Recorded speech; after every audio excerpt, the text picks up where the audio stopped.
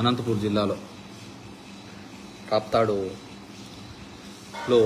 పెట్టినటువంటి సిద్ధం ప్రోగ్రాంకి విచ్చేసినటువంటి పలు జిల్లాల నుంచి నాయకులు, కార్యకర్తలు, ప్రజలు అందరూ కూడా ఈ ప్రోగ్రాం అంతా గ్రాండ్ సక్సెస్ చేసిన దానికి అందరికీ కూడా పేరు పేరున ధన్యవాదాలు తెలియజేసుకుంటున్నాను. ఒక లీడర్ నేను మంచి చేశాను, ఆ మంచికి వెన్నుదన్నుగా నిలబండి, అండగా నిలబండి అంటే ఏ విధంగా జనాలు వస్తారు అనేది ఈరోజు రుజువైంది. మామూలుగా ప్రతి సందర్భంలోనూ ప్రతిసారి కూడా జగన్మోహన్ రెడ్డి గారిని అంటుంటారు ప్రతిపక్షాలు, ఈయన బయటికి రాడు, పరదాల చాటన ఉంటాడు ఇది అని. ఈ దేశ చరిత్రలో జనం దగ్గరికి, జనంతో కనెక్ట్ అయినటువంటి లీడరు, ఇంతటి మాస్ లీడరు ఎక్కడే కానీ దేశంలో లేరు.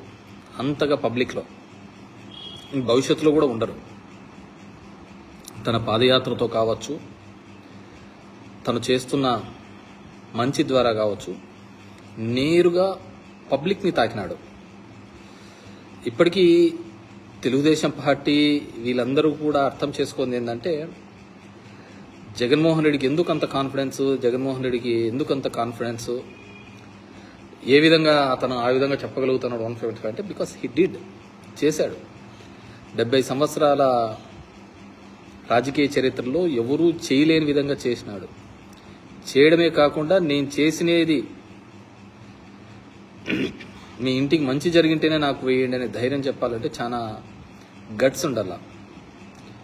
ఆ గట్స్ ఉన్న లీడర్ కాబట్టే ఇతని కోసమని, ఇతన్ని ఏ విధంగా చెయ్యాలి అని వివిధ పొత్తులు పెట్టుకుంటున్నారు. కాంగ్రెస్తో ఒకసారి, బీజేపీతో ఒకసారి, జనసేనతో ఒకసారి, ఇంకో కమ్యూనిస్టులతో ఒకసారి. కేవలం జగన్మోహన్ రెడ్డిని ఎట్లా ఇతన్ని ఎదుర్కోవాలా అనే ఒక ధైర్యం లేక, ఒక నమ్మకం లేక వీళ్ళందరూ ఇంకా పాతకాలపు ఆలోచనలలోనే ఉన్నారు.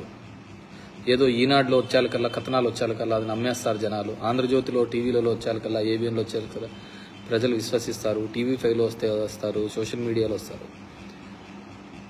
ఆలోచించుకోవాల్సింది ఏంటంటే, జగన్మోహన్ రెడ్డి జనంతో కనెక్ట్ అయినాడు. మీరు టీవీ ఛానళ్లతోనూ, పార్టీలతోనూ మీరు పొత్తుగా కనెక్ట్ అయినారు.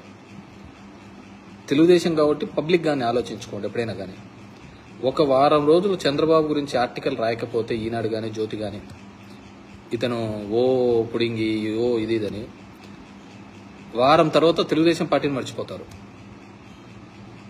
వాళ్ళ biggest failure of TDP party ఏంటంటే, పేపర్లను, టీవీలను నమ్ముకున్నారే తప్ప జనాల్ని నమ్ముకోలే.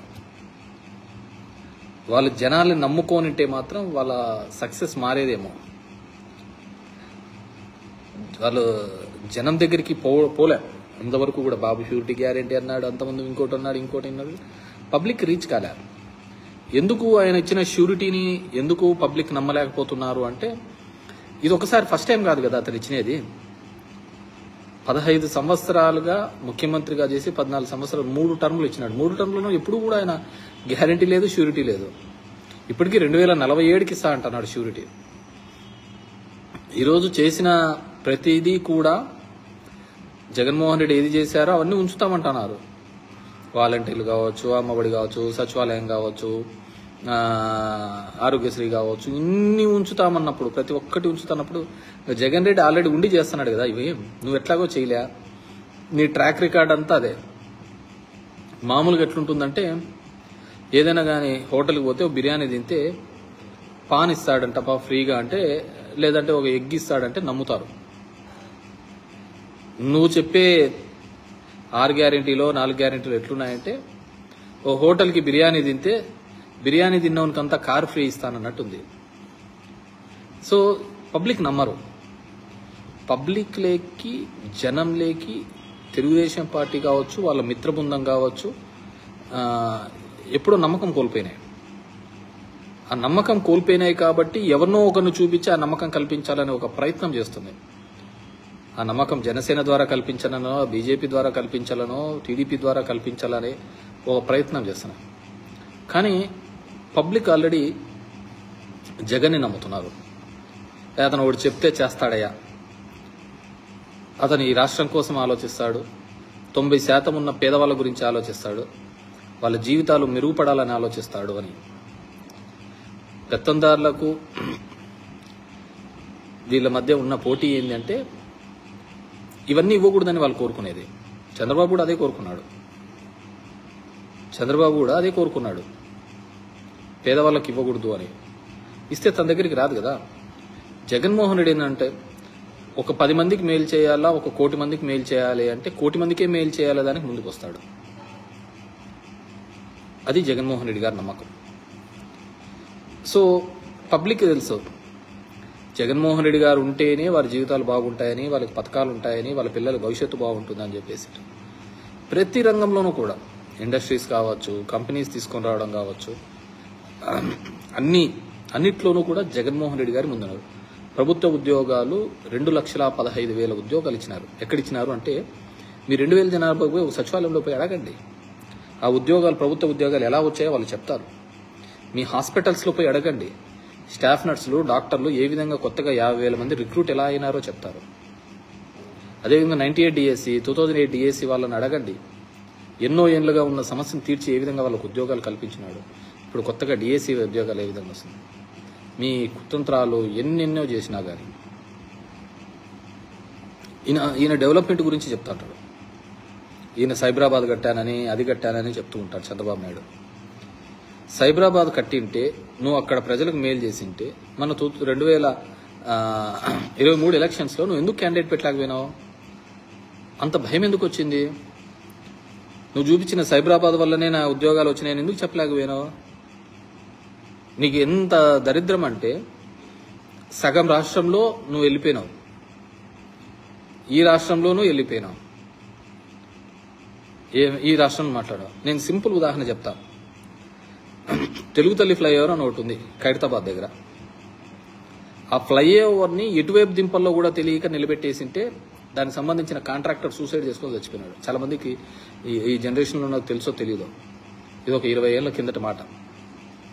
ఆ తెలుగు తల్లి ఫ్లైఓవర్ లోడ్ ట్యాంక్ బండ్ దగ్గర దించాలా, ఆ పైన దించాలా కూడా తెలియక పోతే తర్వాత రాజశేఖర్ గారు వచ్చిన తర్వాత లోయర్ ట్యాంక్ బండ్ సైడ్ దాన్ని దింపి దాన్ని ఓపెన్ చేయడం జరిగింది.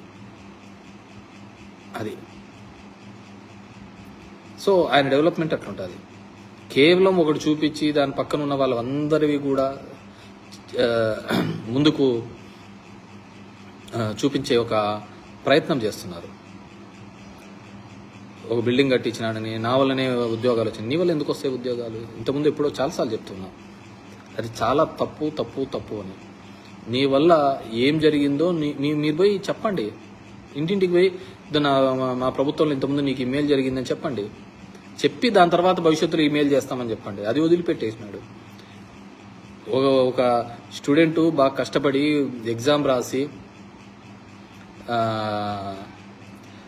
ఎగ్జామ్ రాసి బాగా చదువుకొని కష్టపడి ఇంటర్వ్యూలు ఫేస్ చేసి, వైవాలు ఫేస్ చేసి ఉద్యోగం తెచ్చుకుంటే నా వల్ల నీకు ఉద్యోగం వచ్చిందంటాడు. నీ వల్ల నువ్వు ముఖ్యమంత్రిగా ఉండి, నీ కొడుకు మంత్రిగా ఉండి, నీ వల్ల నీ కొడుకుని గెలిపించుకోలే. వేరే వాళ్ళ జీవితాల తర్వాత ఉద్ధరిస్తాం, ఏదైనా కారణం కావచ్చు. సో ఈరోజు సిద్ధం సభ ద్వారా వైఎస్ఆర్సీపీ కార్యకర్తలు కావచ్చు, నాయకులు కావచ్చు వచ్చి జయప్రదం చేయడం జరిగింది. ఒక గ్రామంలో కావచ్చు, ఒక ఊర్లో కావచ్చు, ఒక టౌన్లో కావచ్చు, ఒక లీడర్కి, ఒక పార్టీకి సంబంధించిన లీడర్ సగర్వంగా ఎప్పుడు తలెత్తుకుంటాడు చెప్పండి? తన వల్ల ఆ ఊర్లో అక్కడున్న పేదవాళ్ళకు మంచి జరుగుతేనే కదా. లేకుంటే తెలుగుదేశం పార్టీ లాగా ఏదో ఒక 4-5 మంది నీరు చెట్టులోనో, ఇంకుడు గుంతలోనో, లేకుంటే పనికి ఆహారం బియ్యంలోనే తిని బాగుపడితేనే ఆ ఊర్లో నాయకుడికి తలెత్తుకునే విధంగా ఉంటుందా? లేకుంటే ఆ ఊర్లో ఆ నాయకుడు ఆ ఊర్లో ఉండి 10 మందికి మనం జెండా పట్టుకున్న పార్టీ వల్ల సాయం జరిగింటే మేలు జరిగింటుంది అనేది ప్రతి ఒక్క లీడర్కి తెలుసు.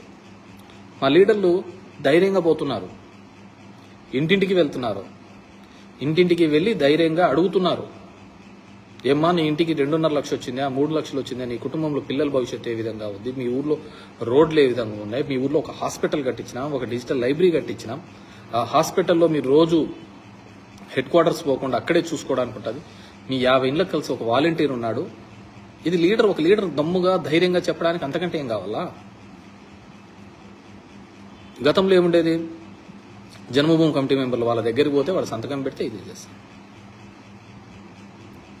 ఈరోజు మా లీడర్స్ ధైర్యంగా చెప్తున్నారు, గ్రామంలో అనుకోరు. అసలుకు మా కాన్స్టిట్యున్సీలో ధర్మవరంలో దగ్గర 400 నుంచి 400 బస్సులు, 500 ప్రైవేట్, ఒక 200 ప్రైవేట్ వెహికల్స్లలో మీటింగ్కి రావడం జరిగింది. అసలుకు మేము ఒక ఊరికి 2-3 అట్లా ఇచ్చింటే వాళ్ళు మాకు ఇంకా బస్సులు కావాలా అని చెప్పేసి అడిగిన సందర్భం. అంటే ప్రజల్లో అంత పాజిటివ్ వైబ్ ఉండేది వీధి అసలుకు ఎవరికి అర్థం కాలేదు. అంత పాజిటివ్గా జగన్ మీటింగ్ కంటే రావాలి అని. సార్ డెఫినెట్గా పబ్లిక్ ఆలోచించుకోండి. వైఎస్ఆర్సీపీ కార్యకర్తలు ఒక డిస్కషన్ పెట్టండి. మనం మళ్ళీ తెలుగుదేశం పార్టీకి ఊర్లలో ఉన్న చిన్నవి పెట్టి తెలుగుదేశం వాళ్ళ కింద దూరి పనిచేయడానికి ఉన్నామా, లేదా తలెత్తుకొని మనం ఈ మంచి చేశాము అని చెప్పేసి ఆ మంచి చేసిన వారితో వైఎస్ఆర్సీపీ పార్టీ వాళ్ళకు అండగా నిలబడే జనంకి అండగా నిలబడాలని. Public is divided. జనాలకు ఒకటే ఆలోచన, మనకి ఎవరు మంచి చేస్తున్నారు, ఎవరి వల్ల మనకు ఉపయోగపడింది. ఒక కుటుంబంలో ఉంటుందండి, భార్యాభర్త ఇద్దరు పని చేసుకుంటే తప్ప ఆ ఇంట్లో కుటుంబంలో ఒక 500 రూపాయలు రాదు. అదే జీవనం. వాళ్ళ పిల్లలు ఫీజులు ఏం కట్టాలా, వాళ్ళకి ఏదైనా ఆరోగ్యం దెబ్బతింటే ఏ విధంగా ఉండాలా, వాళ్ళకి వ్యాపారం చేసుకోవాలంటే ఏ విధంగా చేయాలా, అంటే వాళ్ళు అలాగే బతికేసేయాలి. ఇది కూలి చేసుకుంటానే. ఈరోజు వాళ్ళ జీవితాల్లో ఒక మెరుగుపడాలని జగన్మోహన్ రెడ్డి గారు ఒక ఆలోచన చేసినారు. 30 లక్షల ఇండ్లు ఎవరైనా ఇచ్చినారండి? ఇప్పుడు ఏమంటున్నారు, వాళ్ళు వస్తాను ఇవన్నీ క్యాన్సిల్ చేస్తామంటున్నారు. ఖచ్చితంగా చేస్తారు కూడా. ఎందుకు పెడతారు? వైఎస్ఆర్సీపీకి సంబంధించిన ఇండ్లు, మనం ఇచ్చిన పార్టీకి ఇచ్చిన ఇండ్లని వాళ్ళు ఎందుకు పెడతారు? వాళ్ళు ఖచ్చితంగా క్యాన్సిలే చేస్తారు. వాళ్ళు మన పథకాలన్నీ కూడా రద్దు చేస్తారు. ఎందుకు రద్దు చేస్తారు? అమ్మఒడి అంటేనే జగన్ రెడ్డి గుర్తుకొస్తాడు కాబట్టి రద్దు చేస్తాడు. ఇంతకుముందు మన ఇంటర్వ్యూలలో కూడా చూసినాం. ఒకసారి ఏబిఎన్ రాధాకృష్ణ, చంద్రబాబు నాయుడు కూడా మాట్లాడుతూ ఆరోగ్యశ్రీ అంటే రాజశేఖర రెడ్డి దాన్ని ఏదో విధంగా పేర్లు మార్చేసి చేసుకోవాలా అని చెప్పేసి. కానీ మనం మంచి చేసినప్పుడు అది జనంలో ఉండిపోతారు తప్ప దాని గురించి నువ్వు తీసేయడంలోనో పెట్టేయడంలోనూ ఉండదు. మా ఊర్లోనూ కూడా నేను కట్టించిన కాలనీలకు పేర్లు మార్చే, కానీ ఎవడు పోయినా కానీ అది కేతిరెడ్డి కాలనీ అనే పిలుస్తారు, వైఎస్ఆర్ కాలనీ అని పిలుస్తారు. ఎవరు పని చేస్తారో వాళ్ళకే పేర్లే పిలుస్తారు. కాబట్టి మీ అందరినీ కూడా రాష్ట్ర వ్యాప్తంగా ఉన్న వైఎస్ఆర్ కాంగ్రెస్ పార్టీ కార్యకర్తలకు, నాయకులకు, గతంలో 2019లో పనిచేసిన వారందరికీ కూడా మనమందరము కూడా ప్రౌడ్గా ఫీల్ కావాలి. నా పని కాలేదు, నీ పని కాలేదు కాదు. ఊర్లో అందరికీ పని మంచి చేసినాం, అందరికీ సర్వీస్ చేసినాం.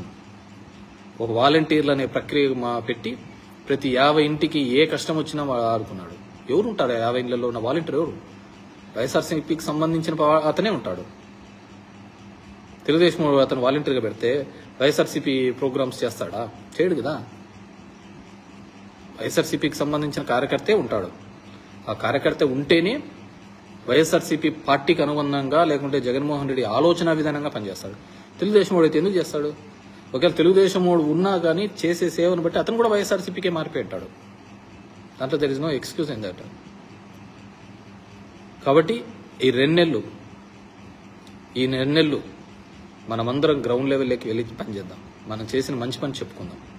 చంద్రబాబుకి ఏం లేదు, చంద్రబాబు ఇట్లే ఉంటాడు. చంద్రబాబు ఈనాడు, జ్యోతి, టీవీ5, ఏబిఎన్ దీనిలో వచ్చినదే నమ్ముతా పోతా ఉంటాడు. ఇన్నేళ్ళు నమ్మినాడు, నమ్మే సంకనాగిపోయినాడు, ఇప్పటికీ నమ్మి నాశనం అవుతాడు. దాంట్లో ఇబ్బంది ఏం లేదు. మనం పబ్లిక్ దగ్గరికి వెళ్ళిపోతాం. మనం చేసినవి చెప్దాం. మళ్ళీ జగన్మోహన్ రెడ్డి గారు ఉంటేనే ఇవన్నీ సాధ్యము అని ఒక అండగా నిలబడాల్సిన సమయం ఉంది. కాబట్టి అందరూ కూడా ఎవరైతే ఈరోజు మీటింగ్కి వచ్చి సక్సెస్ చేసిన వాళ్ళందరికీ లేదా నా కాన్స్టిట్యున్సీ నుంచి ఒక 30,000 మంది వచ్చినారు. I should be really grateful. ఎక్కడైనా చిన్న చిన్న వాళ్ళకు సంబంధించి అక్కడ ఉన్న ట్రాఫిక్లో కావచ్చు, ఇంకోటి కాదు, ఏదైనా సమస్య ఉంటే అన్యత భావించద్దండి. ఎందుకంటే అంత క్రౌడ్ వీ డిడ్ంట్ ఎక్స్పెక్ట్. మా వాళ్ళు చెప్తున్నారు, అన్న బస్సుకు 30-40 మంది 50 మంది రావాల్సిన చోట 60 మంది 70 మంది 80 మంది కూడా బస్సులు టాప్ ఎక్కి వచ్చినారు మా అన్న అని చెప్పంటున్నారు. We didn't expect. మేమంతా 50 మంది 60 మందికి ఆ విధంగానే ప్రిపరేషన్స్ అన్ని చేసుకుంటాం.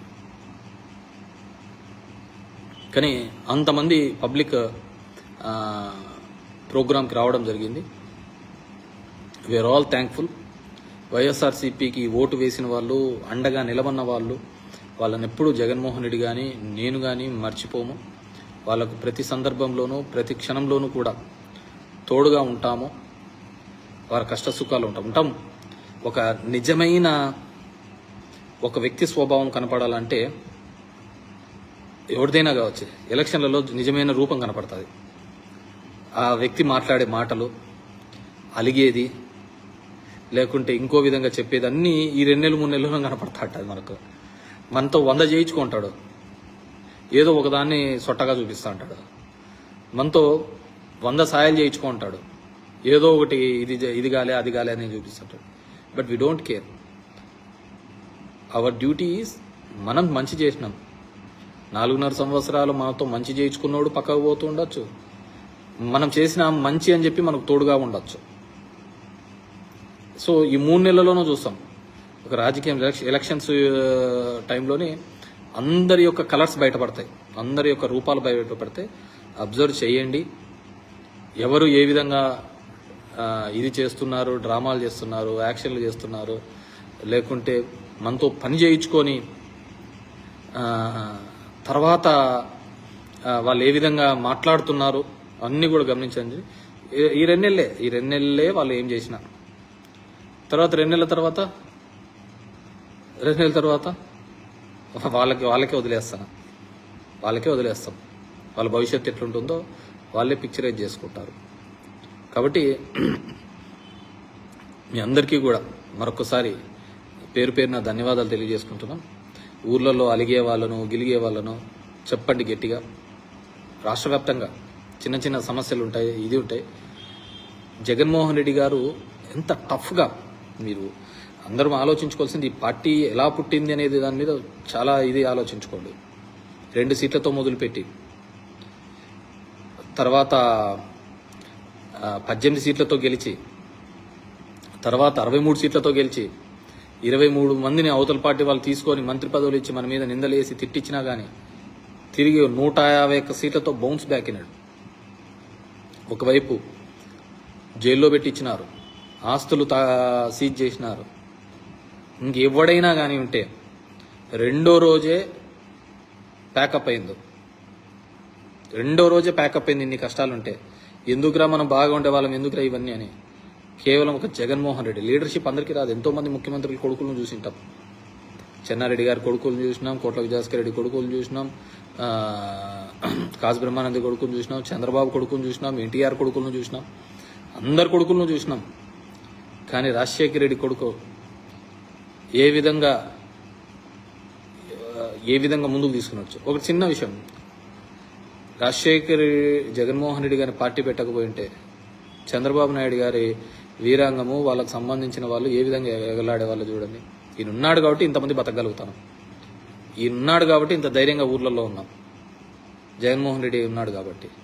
సో అది గుర్తుకు పెట్టుకోవాలా, అది గుర్తుపెట్టుకొని మనం అందరం కూడా పని చేయాలి. నేను అప్పటికే రాష్ట్ర వ్యాప్తంగా మధ్యలో వస్తూ ఉంటాడు, ఆ సందర్భంలో ఉంటారు, తర్వాత పోతూ ఉంటారు.